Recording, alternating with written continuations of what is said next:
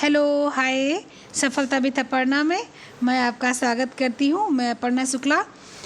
हम लोग परिषदीय विद्यालयों की बुक पढ़ रहे हैं जो क्लास 6 पढ़ चुके हैं। क्लास 6 की जो है जितनी भी वीडियो पढ़ी है, 3 वीडियो पढ़ी है, उसको आप पीछे जाकर देख लीजिएगा। कल से क्लास 7 शुरू किया है। क्लास 7 की एक जो है पार्ट आपका अपलोड हो गया है, आप उसको देख लीजिएगा। दूसरा पार्ट ये है, आप लोग पूरी वीडियो देखा कीजिए और अगर वीडियो अच्छी लगती है तो लाइक ज़रूर कर दिया कीजिए। नीचे कमेंट कर दिया कीजिए। जो क्वेश्चन पूछती हूँ उसका आप कमेंट कर दिया कीजिए। नीचे क्वेश्चन आप बताएंगे तो आपको पता चल जाएगा कि आपकी तैयारी इतनी चीज़ों की हो गई है। इसके बाद में आप टेलीग्राम पर जुड़ सकते हैं। टेलीग्राम पर आपको बढ़िया क्वेश्चंस मिल जाते हैं, आप उससे अपने कॉन्सेप्ट क्लियर कर सकते हैं। आप वहाँ से मेरे व्हाट्सएप ग्रुप पर जुड़ सकते हैं। व्हाट्सएप ग्रुप से आपको टेलीग्राम पर ही नंबर मिल जाएगा, वहाँ से आप व्हाट्सएप ग्रुप पर आ सकते हैं। वहाँ आपकी जितने भी क्वेश्चन होंगे, जितनी भी समस्याएं होंगी, क्वेरीज होंगी पढ़ाई के रिलेटेड, वो आपकी दूर हो जाएंगी। कोशिश की जाएगी कि पूरी की मैं दूर कर सकूँ। ठीक है, तो हम लोगों ने 5 चैप्टर तक कल क्लास 7 का पढ़ा है। जो लास्ट था आपका प्रदूषण, वायु ध्वनि मृदा प्रदूषण था, जिसका मैंने क्वेश्चन भी आप लोगों से पूछा था। तो आज 6 चैप्टर आएगा। 6 चैप्टर आपका होगा प्राथमिक उपचार। ठीक है, प्राथमिक उपचार हम लोगों ने क्लास 6 के भी चैप्टर से पढ़ा था, बुक से भी पढ़ा था, और प्राथमिक उपचार क्लास 7 में भी है।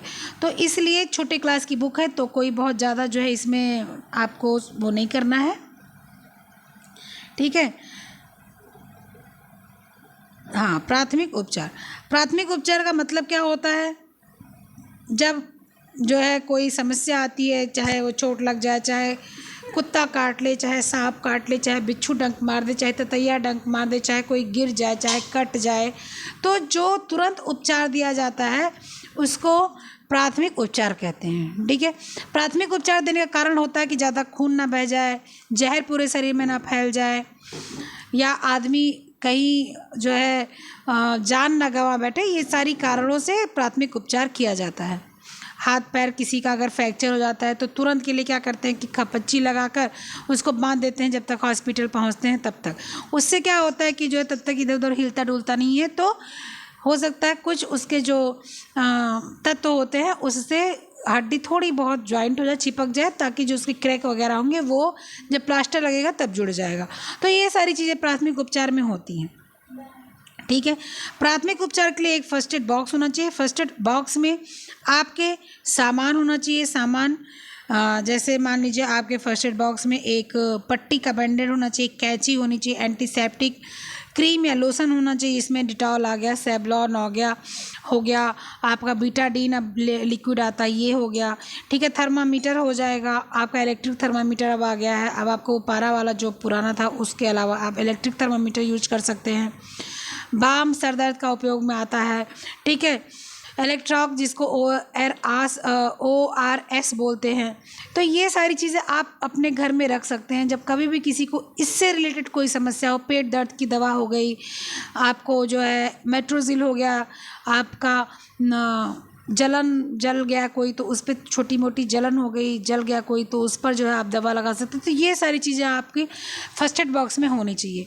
ठीक है, प्राथमिक उपचार जो है अगर आपको बच्चों को सिखाया जाता है कि घर में कैसे बनाना है प्राथमिक उपचार पेटिका यानी कि फर्स्ट एड बॉक्स, तो क्या करना है, एक खाली प्लास्टिक का, या आपके यहाँ बहुत सामान आ जाते हैं तो उसके जो डब्बे होते हैं उसको लेकर और इसके बाद उस पर सफ़ेद कागज़ चिपका देंगे चारों तरफ से, और उसमें बीच में या जितने भी उसके जो है तरफ की वो हैं उस पर आप प्लस का मोटा निशान बनाएंगे और उसी से पता चल जाएगा कि ये प्राथमिक चिकित्सा की पेटिका है। और उसके बाद भी अगर आपको प्लस के निशान के बाद लिखना है तो आप वहाँ first aid kit, first aid box या प्राथमिक चिकित्सा पेटिका आप उसका नाम लिख सकते हैं।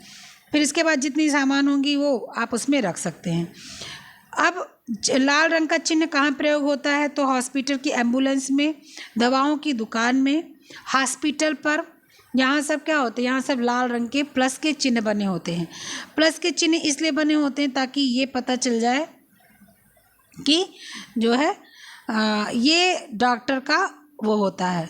1 मिनट, प्लस का चिन्ह इसलिए बना होता है कि ये आपके स्वास्थ्य के जो है जुड़ा हुआ है, इसलिए यहाँ पर प्लस का निशान होता है। इसी तरह लाल रंग का चिन्ह बना होता है उसका प्लस का, चाहे वो एम्बुलेंस हो, चाहे वो हॉस्पिटल हो, चाहे वो आपके जितने भी चीज़ें आपके स्वास्थ्य से हॉस्पिटल से जुड़ी हुई हैं उस पर। ठीक है।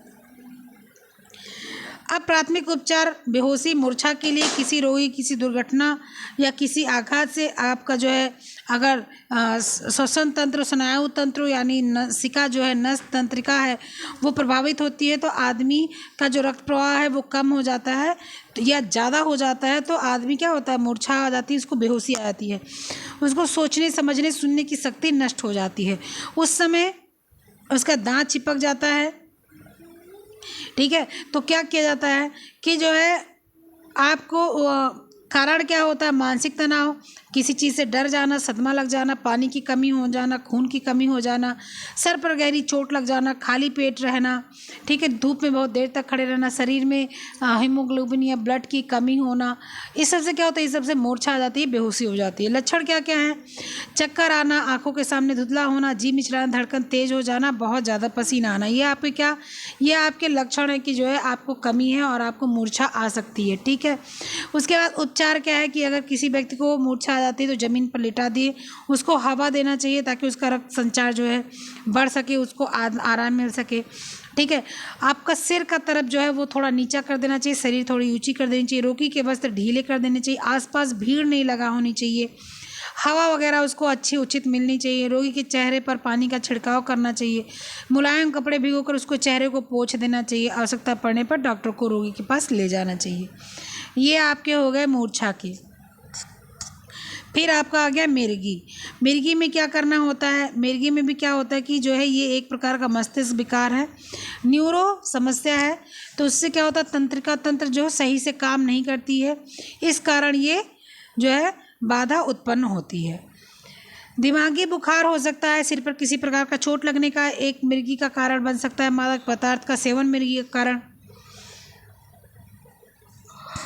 बन सकता है, ब्रेन ट्यूमर मिर्गी का कारण बन सकता है, ब्रेन स्ट्रोक भी मिर्गी का कारण बन सकता है। लक्षण क्या है, बेहोश होकर गिर जाना, दांत कस के जकड़ जाना, मुंह से झाग निकलना, शरीर में झटके आना, जिससे शरीर ऐंठने लगती है तो देखकर महसूस हो जाता है कि इसको मिर्गी आई हुई है। उपचार क्या है, पर्याप्त नींद लेना चाहिए, रोगी को खुली जगह लिटाना चाहिए, तनाव से दूर रखना चाहिए, उसके वस्त्र ढीले होने चाहिए, संतुलित आहार लेना चाहिए, डॉक्टर की परामर्श लेना और उचित दवा लेना अति आवश्यक है। ठीक है। घरेलू वस्तुओं का प्राथमिक उपचार उपयोग कह रहे हैं इसमें कि अतिसार या दस्त होता है, इस अवस्था में सौंफ, धनिया और जीरा इन तीनों को एक समान मात्रा में बारीक चूर्ण बना लें, उसमें थोड़ा नमक मिलाकर दिन में 3 बार छाछ के साथ सेवन करें तो अतिसार या दस्त कम हो जाता है। वमन या उल्टी आने पर हरी धनिया पुदीने की चटनी का सेवन दिन में कई बार करें, नींबू पर काला नमक डालकर चूसें तो आपकी उल्टी मतलब कम हो जाती है। पुराना बुखार, नीम की पत्तियों को पानी में उबालकर काढ़ा बनाने और छानकर आवश्यकता अनुसार सेवन करें तो पुराना बुखार आपका शरीर के अंदर से निकल जाता है। खांसी आने पर शहद के साथ पीसी काली मिर्च मिलाकर चाटने से आराम मिलता है। तुलसी, अदरक, काली मिर्च और चुटकी भर नमक मिलाकर काढ़ा बनाकर पीने से भी लाभ मिलता है। बार बार खांसी आने पर अदरक को भूनकर थोड़ा नमक लगाकर उसका सेवन भी करना चाहिए। जुखाम में दूध में हल्दी डालकर खूब उबालें, फिर गरम गरम पिएं। चोट लगने पर दूध में हल्दी मिलाकर पीने से आराम मिलता है, इसका लेप बाहरी चोट पर फायदा करता है। सरसों के तेल गरम करके उसमें चुटकी भर हल्दी डालकर चोट पर लगाने से लाभ मिलता है।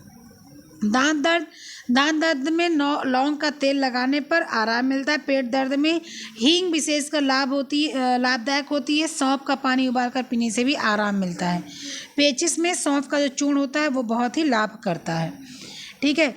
इसको 3-4 लेने से 1 चम्मच अजवाइन व काला नमक गुनगुने पानी के साथ लेने से पेचिश में आराम मिलता है। लू लग जाने पर कच्चे आम व पुदीने का पना बनाकर पीने से आराम मिलता है। कब्ज की शिकायत हो तो रात में सोने से पहले पानी के साथ त्रिफला चूर्ण को फाँका जाए, उससे लाभ मिलता है। तो ये आपके प्राथमिक उपचार हो गए।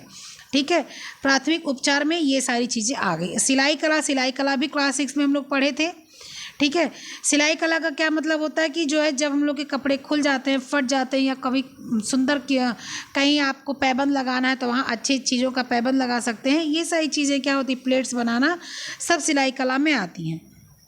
जब वस्त्र फट जाते हैं, अगर मान लीजिए चूहे कुतर दिए या कहीं आपको कहीं से जा रहे हैं फंस के फट गया, तो वो जो है जब फंस के फटता तो ऐसे ही तो फटता है वो वस्त्र, ऐसे फटता है तो इसको जो है रफू किया जा सकता है। प्रेस करते समय कपड़ा अगर हल्का फुल्का जल गया है तो उसको रफू किया जा सकता है। तो ये सारी चीज़ें रफू होती हैं। रफू में सिलाई का जो तरीका होता है, चौकोर या आयताकार, गोल या तिकोन, दो तरीका होता है, चाहे चौकोर या आयताकार, गोल या तिकोन। चौकोर जैसे ऐसे, चौकोर क्या होता है कि ऐसे हो गया, आयताकार कैसे हो गया, ऐसे हो गया, और जो है तिकोना जो अभी को बताया ऐसे हो गया, गोल ऐसे हो गया। ठीक है। रफू करने में जिस रंग का कपड़ा होता है उसी रंग का धागा रनिंग स्टिच के साथ साथ ताने बाने से मिलाता हुआ धागा भरा जाता है, जिससे कि जो है कपड़ा देखने में एक जैसा लगता है, बहुत कम ही महसूस होता है कि ये कपड़ा फटा हुआ था। फिर क्या आएगा, फिर प्लेट्स डालना आ जाएगा। प्लेट्स डालना मतलब क्या होता है कि जैसे प्लेट्स हम लोग डालते हैं, साड़ियों में प्लेट्स डालते हैं या फ्रॉक में प्लेट्स डाल के सिल दिया जाता है, या स्कर्ट पर प्लेट डालकर सिल दिया जाता है, उसी को प्लेट डालना कहते हैं। जो है प्लेट डालने के पहले पेंसिल या चाक से कपड़े पर निशान बना लिया जाता है, उसके बाद मशीन से सिलाई किया जाता है। ठीक है। प्लेट डालने के पहले क्या करते हैं कि एक जैसे मान लीजिए प्लेट बनाना है, ये आपका एक हो गया, फिर इसी के ऊपर चढ़ाकर दूसरा ऐसे, फिर इसके ऊपर चढ़ाकर तीसरा ऐसे, फिर इसके ऊपर चढ़ाकर चौथा ऐसे, ऐसे बनाकर प्लेट बन जाता है। वस्त्र बनाने के लिए आवश्यक नाप लेनी चाहिए। किसी वस्त्र को सिलना हो तो पहले उसका नाप ले लो, चाहे वो बुनाई करना हो या सिलाई करना हो, कुछ भी करना हो तो उसका नाप लेना चाहिए। फ्रॉक, सलवार, सूट, शर्ट, चाहे जो पहनना हो, ब्लाउज जो भी पहनना हो, वो जिस हिसाब से जो बच्चा, जो आदमी, जो औरत, जो महिला, जो भी कोई पहनती हो उसका नाप ले लिया जाए, उसके बाद उसकी सिलाई की जाए। ठीक है। उससे क्या होता है कि जो हम लोग नाप लेते हैं वो उससे जो है जो सिलाई की जाती है एकदम फिटिंग बढ़िया उतर के आती है और उसको फिर पहना जा सकता है। ठीक है। वस्त्र को कितना कपड़ा लगता है सिलने में, ये हम लोग जानते हैं। जैसे कि मान लीजिए वस्त्र को सिलना है किसी भी इंसान को पहनने के लिए, चाहे औरत हो चाहे आदमी, किसी के लिए, तो उसको कितना कपड़ा चाहिए अनुमानता। तो अगर एक 14 साल की बालिका है, बालिका का पेटीकोट बनाने का नाप लेना है तो उसकी लंबाई 85 सेंटीमीटर, कमर 55 सेंटीमीटर, सीट 62 सेंटीमीटर। ये तो आपके औसत नाप दी हुई है। लेकिन मान लीजिए कि अगर आपकी ये जो है नाप, लड़की लंबी है, लड़की मोटी है, लड़की पतली है, उसकी ऊपर होगा तो वो अपने हिसाब से हो जाएगा। लंबाई की नाप आपकी आएगी क्या, 85.2 से 170 सेंटीमीटर, ये आपकी आएगी। ठीक है। ये आपके जो शरीर के हिसाब से होगा, ये सिर्फ एक आपको जो है उदाहरण दिया हुआ है बस। वस्त्र काटना और सिलना, वस्त्र जो है जो जैसे पहनने वाला होता है उसका नाप लिया जाता है, उसके नाप के बाद वस्त्र को काटा जाता है। काटने के लिए आप एक जो है पैटर्न का भी प्रयोग कर सकते हैं, आप किसी जो है किसी चीज़ की सहायता ले सकते हैं काटने के लिए। ठीक है। आप जो है ड्राफ्टिंग का प्रयोग कर सकते हैं, ये सारी चीज़ें आप कर सकते हैं काटने के लिए, वस्त्र को काटने के लिए। और उसके बाद जब काट लिया जाता है उसके बाद तो उसको सिल दिया जाता है। अगर उत्तम कटिंग नहीं हो, अगर उत्तम जो है तरीके से जो है कॉर्नर या जो है आपका चेस्ट ये सब कटिंग ना हुई हो तो कपड़ा सुंदर उतरता नहीं है काट सिलने के बाद, तो वो अच्छा नहीं लगता है। कितना भी अच्छा कपड़ा हो तो वो अच्छा नहीं लगता है। तो उसी तरह से यहाँ पर पैजामे की नाप दी गई है, जो है देख लीजिए पैजामे की नाप दी गई है। फिर अब उसी जैसे आपकी बेबी फ्रॉक की नाप दी गई है, फिर उसी तरह से आपकी जो है कपड़े की ये आपके नाप दिए हुए थे। अब आपका क्या दिया हो, कपड़े की आवश्यक मात्रा का अनुमान लगाना। कैसे कपड़े की मात्रा का अनुमान लगाया जाता है, कपड़े जो छोटे अर्ज के कपड़े की मात्रा जानने के लिए घेर की लंबाई को मोड़कर 8 सेंटीमीटर जोड़िए। इस प्रकार कपड़े की आवश्यक मात्रा घेर की 2 लंबाई प्लस घेर की 2 मोड़ और चोली का लंबाई, ये सारी चीज़ें पता चल जाती हैं। ठीक है। आस्तीन की लंबाई, मोहड़ी, सारी चीज़ों का। ठीक।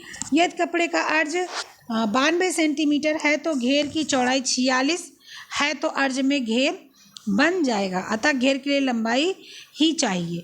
यदि फ्रॉक में झालर लगाना है तो और अधिक कपड़े की आवश्यकता पड़ती है। घर में वस्त्रों की सिलाई से लाभ क्या होता है, इससे क्या होता है जो पारिवारिक लाभ होता है, आय आ जाती है पहली बात। दूसरी बात आपका व्यावसायिक लाभ भी हो जाता है। ठीक है। पारिवारिक लाभ क्या होता है? धन की बचत जो होती है, समय की बचत होती है, रुचि के अनुसार वस्त्र बन जाते हैं, जब मन कहे तब बन जाता है। व्यवसाय क्या होता है कि और कोई यही कार्य करने लग जाता है तो पैसा मिलता है। आंतरिक बचत क्या होती है? कपड़ों की बचत, बचे कपड़ों को पुनः प्रयोग किया जा सकता है। फटे पुराने कपड़ों की मरम्मत के लिए उपयोग किया जा सकता है और फटे पुराने कपड़े मरम्मत भी हो सकते हैं। जैसे सिलाई, मान लीजिए आपको अगर ब्लाउज सिलाना है तो 400 रुपये लगता है, लेकिन अगर कोई खुद सिलता है तो सिर्फ उसको समय चाहिए और थोड़े धागे चाहिए, अस्तर चाहिए। कहने का मतलब आप एक ब्लाउज को 100 रुपये में सिल सकते हैं, तो आपका जो है 300 रुपये का बचत होता है। तो इसलिए घर में सिलाई करने के बहुत सारे लाभ हैं। हाँ, लेकिन ये लाभ उसी के लिए हैं जो बाहर कहीं काम ना करता हो, घर में ही काम करता हो, उसी के लिए ये चीज़ें हो सकती। भाई कोई नौकरी कर रहा है तो वो सिलाई नहीं कर सकता। कढ़ाई कला, कढ़ाई कला सबको पता है कि क्या होती है। किसी भी जो है वस्त्र का जो है सुंदरता बढ़ाने के लिए कढ़ाई कला की जाती है। चाहे वो साड़ी हो, चाहे वो सूट हो, चाहे वो कुर्ता हो, चाहे वो इवन जीन्स जो लड़कियों की होती है उस पर भी कढ़ाई होती है। तो कढ़ाई कहीं भी करके उसकी सुंदरता बढ़ाई जाती है। बैग्स तमाम आते हैं जिस पर कढ़ाई की होती है। ठीक है। हैंड की आती है, उस पर कढ़ाई की होती है। हैंड करचीफ आता है, उस पर जो है जो जेंट्स के लिए हैंड करचीफ आता है, उस पर उनके अल्फ़ाबेट के लेटर्स लिखे होते हैं नेम के, उन पर कढ़ाई की होती है। तो कढ़ाई का मतलब ही क्या होता है? वस्त्र को सुंदर बनाना। ठीक है। इसे सीखने के बाद पहनने वाले वस्त्र, साड़ी, ब्लाउज, कुर्ता, फ्रॉक, कहीं भी आप कढ़ाई कर सकते हो। आपका कोई वो नहीं है। चादर, पर्दा, मेज post, TV cover, tea cosy, napkin, कहीं भी आप कढ़ाई कर सकते हो कढ़ाई सीखने के बाद। कढ़ाई के लिए आवश्यक उपकरण क्या चाहिए होता है? कढ़ाई के लिए नमूना चाहिए होता है, वस्त्र चाहिए होता है, विभिन्न प्रकार के रंगीन धागे चाहिए होते हैं, सुई चाहिए होता है, फ्रेम चाहिए होता है जो प्लास्टिक का भी आता है, स्टील का भी आता है, लकड़ी का भी आता है, छोटी कैंची चाहिए, ट्रेसिंग पेपर चाहिए, कार्बन पेपर चाहिए, पेंसिल चाहिए, और यही सारी चीज़ों का सामान पड़ता है, आवश्यकता पड़ती है। कढ़ाई कला की उपयोगिता क्या होती है? बता दिया कि इसका ज्ञान व्यवहारिक है, इसलिए हम इससे जीवन में बहुत लाभ उठा सकते हैं। मनचाहे वस्त्र बना सकते हैं, कढ़ाई कर सकते हैं, घर के वस्त्रों पर कढ़ाई करके उसकी सुंदरता बढ़ा सकते हैं। खाली समय का उपयोग कर सकते हैं। कम खर्च में अच्छे कपड़े, मेज पोस्ट, चादर इत्यादि तैयार कर सकते हैं। किसी भी वस्त्र की कढ़ाई करने के जो है सबसे पहले वस्त्र पर नमूना छापना पड़ता है। नमूना छापने के बाद उसी के ऊपर से धागा डाल के कढ़ाई की जाती है। पहले उसको फ्रेम में लगाया जाता है, फिर जो है कढ़ाई करना शुरू किया जाता है। कपड़े पर नमूना या डिजाइन उतारने के दो विधि होते हैं, ठप्पे द्वारा डिजाइन तथा ट्रेस करना। एक होता है ठप्पे द्वारा डिजाइन बनाना होता है, छापना, और दूसरा ट्रेस करना। तो दो विधि होती है। इन दो विधियों से क्या होता है? नमूने वाला डिजाइन बनता है। ठप्पे द्वारा जो डिजाइन बनता है, बाजार में लकड़ी के, प्लास्टिक के ठप्पे मिलते हैं, उस पर डिजाइन बनी हो। जैसे हम लोग मेले वेले में जाइए तो जो है तमाम लोग मेहंदी लगाने वाले बैठे होते हैं, सेम चीज़ वो भी होता है। उससे उसको छाप दिया जाता है, फिर उसके ऊपर कढ़ाई की जाती है। या ट्रेस करना होता है। कपड़े पर नमूना ट्रेस करने में निम्नलिखित विधियाँ होती हैं। कार्बन पेपर द्वारा, कार्बन पेपर लाल, नीला, काला, सफ़ेद मिलता है, कपड़े पर रखकर और इसके बाद पे उस पर जो है नमूना छाप दिया जाता है, वो कपड़े पर छप जाता है, उस पर कढ़ाई की जाती है। नील द्वारा छापना, बाजार में नमूने की पुस्तिका मिलती है, इससे छिद्र बने होते हैं।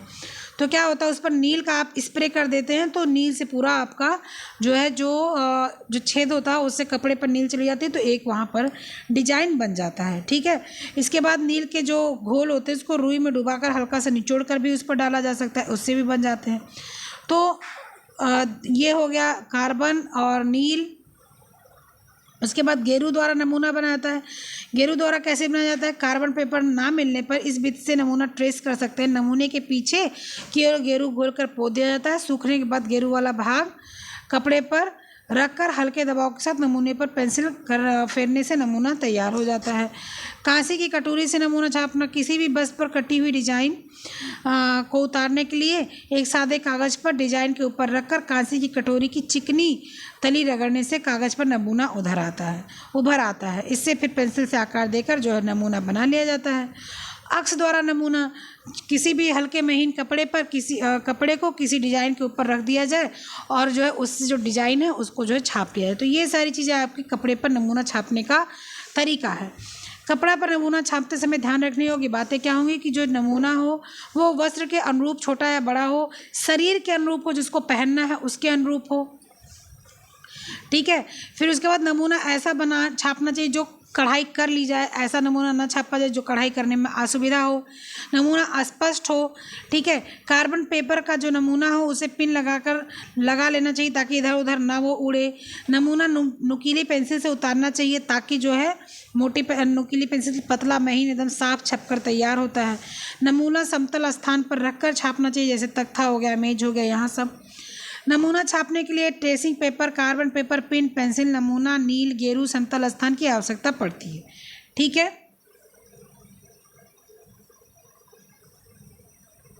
कढ़ाई करते समय ध्यान देने योग्य बातें क्या हैं? बस सेम चीज़ अभी पहले ही बताया कि वस्तु पर नमूना साफ स्पष्ट छपा हो, छोटा बड़ा जिस हिसाब से चाहिए उस हिसाब से छपा हो, रंग पक्का हो, धागे का रंग भी पक्का हो, फ्रेम लगाकर कढ़ाई की जाए, नहीं तो इधर उधर खसक सकता है। नमूना काटने के लिए उचित टाकों का चुनाव करना आवश्यक है। ठीक है, कढ़ाई को सुंदर, आकर्षक और स्वाभाविक बनाने के लिए क्या चाहिए? तो कढ़ाई को जो है बढ़िया बनाने के लिए उभरा अच्छा दिखाई देना चाहिए। धागों को कपड़े पर रखकर देख लेना चाहिए कौन सा रंग अच्छा लग रहा है। फूल के लिए लाल, गुलाबी, पीला, नारंगी, बैंगनी आदि रंग का उपयोग करना चाहिए। पत्ती के लिए हरे रंग का चुनाव करो या शेडेड में कर दो। हल्का हो फिर हल्का, हरा हो फिर उससे हल्का, फिर उससे हल्का, फिर उससे हल्का। ठीक है, अलंकारिक जो नमूने होते हैं उनके हम समान रंग नीला, लाल, बैंगनी, लाल, पीला आदि रंग को रख कर काट सकते हैं। कहीं कहीं हम नमूने में विरोधी रंग जैसे लाल के साथ हरा, पीले के साथ जो है नीला, या सफ़ेद के साथ काला, या लाल के साथ काला, ऐसे कलर को डालते हैं।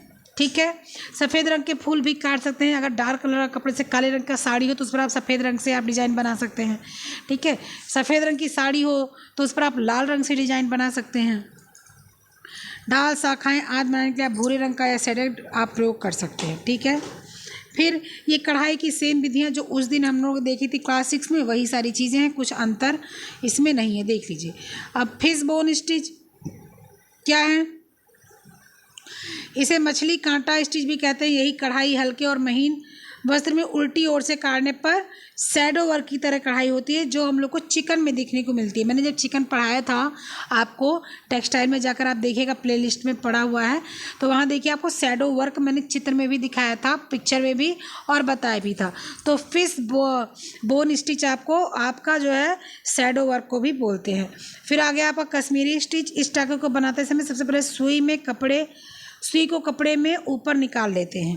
पहली पंक्ति में बारी बारी से लंबा और छोटा टाँका लगा लिया जाता है। ठीक है, यह टाँके पास पास ले, ध्यान रखें जैसे कैसे आपको ये धागा ऐसे, एक टाँका ऐसे, फिर ऐसे, जैसे मान लीजिए ये आपकी पत्ती है। ठीक है, ये आपकी पत्ती है। अब ऐसे ऐसे ऐसे ऐसे ये टाँके चलते जाएंगे, ऐसे ऐसे ऐसे ऐसे ये टाँके चलते जाएंगे, और आप क्या करेंगे, टाँकों को लगाते जाएंगे, भरते जाएंगे। इससे क्या होता है, ये पत्ती आपकी तैयार हो जाती है। इसको क्या बोलते हैं, कश्मीरी स्टिच बोलते हैं। ठीक है, यदि आपको सेट द्वारा कढ़ाई करनी हो तो इस कढ़ाई के लिए सेटदार धागा भी आप प्रयोग कर सकते हैं। ठीक है, इस कढ़ाई को साड़ी, शॉल, सूट आदि में बनाया जाता है क्योंकि इससे भरा भरा महसूस होता है। ये आपके कढ़ाई वाले चैप्टर हो गए। अब आपका आ जाएगा बुनाई कला। बुनाई कला क्या है? बुनाई कला भी आपकी यही है कि जो है बुनाई मतलब होता है नीटिंग, जिसको हम लोग स्वेटर उसे ऊनी चीज़ों से तैयार करते हैं। सिलाई कढ़ाई की तरह बुनाई भी एक सुंदर आकर्षक कला है, लेकिन ये सिर्फ सुंदरता के लिए नहीं, ये जो है गर्मी पालाने के लिए शरीर में की जाती है। ठंडे प्रदेशों में, ठंडे इलाकों में स्वेटर पहनना पड़ता है, वहाँ की बुनाई कला होती है। मोजा, दस्ताने, कार्डिगन, जैकेट, फ्रॉक, सारी चीज़ें जो है बुनाई की जाती हैं। सुंदर सुंदर ऊनी वस्त्र तैयार किए जाते हैं। ठीक है, ऊन से भी होता है, खरीदा स्वेटर भी मिलता है, और इसके बाद में जो है खरीद कर ऊन जो है हाथ से भी बुनाई की जाती है। तो ये आपकी बुनाई कला होती है। ठीक है, ऊन खरीदते समय किस बात का ध्यान रखना चाहिए? स्वेटर की मजबूती और बनावट ऊन के ऊपर निर्भर होती है। ठीक है, इसलिए ऊन अच्छा किस्म, जैसे वर्धमान हो गया, आपका अंगूरा हो गया, तो आप लाल इमली हो गया, ये सारे जो ऊन होते हैं वो बेस्ट होते हैं, इसको लिया जा सकता है। ठीक है, व्यक्ति की आयु रंग के अनुसार ऊन का चयन करें। भाई छोटा बच्चा, उसको चटक रंग चाहिए, जैसे लाल हो गया, पीला हो गया, उसको हरा रंग हो गया, उसको डार्क नेवी ब्लू के साथ पीला कलर मिलाकर, ये सारी चीज़ें आप हो गई। थोड़ा बड़ा हुआ तो उससे हिसाब से, और आपका 15 साल का 20 साल का बच्चा है तो उसको हल्के कलर का, क्रीम कलर का और स्काई ब्लू कलर का, आपको जो है पैरेट ग्रीन कलर का, इस सारी चीज़ों का जो है कपड़ा ऊन चाहिए होगा। ठीक है, ऊन हमेशा पक्के रंग वाला लिया जाए। ऊन जो है बेसिकली हाँ पक्के रंग का ही होता है, लेकिन फिर भी कोशिश करनी चाहिए कि रंग वंग ना उतरने पाए। ऊन हल्का खरीदा जाए, उसकी लंबाई अच्छी, उसमें गांठें ना पड़ी हों, ऐसा रहना चाहिए। बच्चों के लिए ऊन मुलायम रहना चाहिए। बच्चों के मोजे बनाने का क्या तरीका है ये बताया जा रहा है इसमें, ठीक है। तो इसको क्या जो है आपको मैं जब बुक सेंड की हूँ तो उसमें आप लोग देख लीजिएगा, वरना ये बहुत बोलते बोलते थक जाऊंगी, समझ नहीं आएगा, क्योंकि ये सारी चीज़ें क्या होती हैं ना, ये सारी चीज़ें खुद देखने से आती हैं, बोलने से नहीं आती हैं, ठीक। आपके जो है चने जैसी बुनाई के यहाँ पर डिजाइन दिए हुए हैं कि चने जैसी बुनाई कैसे की जाती है। उसके बाद में आपकी क्या दी, कन खजूरे मतलब गोजर जिसको बोलते हैं हम लोग, उसके तरीके की भी डिजाइन है, तो ये भी जो है बताया हुआ है कैसे इसको हम लोग बुनेंगे, ठीक है। फिर आपका क्या है, जालीदार बुनाई है। जालीदार बुनाई भी जो है कैसे होता है, ये जो लोग स्वेटर बुनते हैं वो लोग को पता होगा, जो लोग स्वेटर नहीं बुनते हैं तो वो लोग परेशान ना हो, ठीक है। तो ये सारी चीज़ें, अब ऊनी वस्त्र बुनते समय हम लोग को ध्यान क्या रखना चाहिए, तो बुनाई करते समय हाथ साफ रखें ताकि ऊन गंदा ना हो। बॉर्डर का फंदा हमेशा दोहरे ऊन से डालें, ये मैंने जब आपको बुनाई पढ़ाई थी टेक्सटाइल में तब बताया था, ठीक है। तो इसलिए आप लोग वहाँ से जाएंगे तो वहाँ विस्तृत जानकारी मिलेगी। ये तो क्लास 7 की बुक है तो इसलिए हम बता दे रहे हैं आपको, ठीक है। वहाँ पर आपको विस्तृत जानकारी मिलेगी। बढ़ते बच्चों के स्वेटर, फ्रॉक इत्यादि में आवश्यकता से अधिक फंदे डालने चाहिए, क्योंकि बच्चे मोटे और बढ़ते रहते हैं, तो इसलिए उनको ऐसा हो कि मुश्किल ना आए। सिलाइयाँ अच्छी क्वालिटी की हो ताकि वो कलर भी ना छोड़े और वो फ्री रहें, चलाने में आसानी हो। स्वेटर और सिलाई उचित प्रकार की होनी चाहिए ताकि बच्चे को या किसी को भी समस्या ना हो, वरना इतना मेहनत करके स्वेटर बनाए और फिर पता चले कि जो है कोई पहनना ही नहीं चाहे। बुनाई के लिए कुछ बातों का ध्यान रखना चाहिए। सिलाइयों का ऊन का चुनाव, सिलाई का चुनाव, नमूने का चुनाव, फंदे की संख्या, इस बुनाई में समानता, सिलाई द्वारा सावधानी, प्रेस करना, ये सारी चीज़ें आपको ध्यान रखना जरूरी है। फिर आ जाता है आपका क्रोशिया। क्रोशिया का होता है, क्रोशिया फंदा होता है, फंदे से फंदे को जोड़ के निकाला जाता है। ये एल्युमिनियम का, प्लास्टिक का, पीतल का, स्टील का, हर चीज़ का बना होता है।